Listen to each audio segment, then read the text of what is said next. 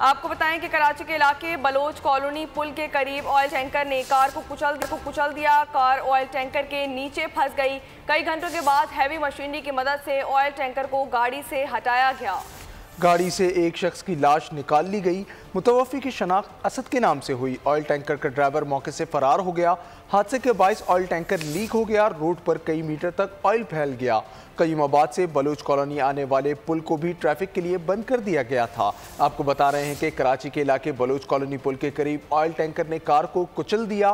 Car oil tanker के नीचे फंस गई। कई घंटों के बाद हैवी मशीनरी की मदद से ऑयल टैंकर को गाड़ी से हटाया गया। गाड़ी से एक शख्स की लाश निकाल ली गई। मुतवफ़ी की शनाख्त असद के नाम से हुई। ऑयल टैंकर का ड्राइवर मौके से फरार हो गया। हादसे के बायस ऑयल टैंकर लीक हो गया। रोड पर कई मीटर तक ऑयल फैल गया। कयूमाबाद से बलूच कॉलोनी आने वाले पुल को भी ट्रैफिक के लिए बंद कर दिया गया था। सब्सक्राइब करें और बेल दबाएं ताकि कोई खबर रह न जाए।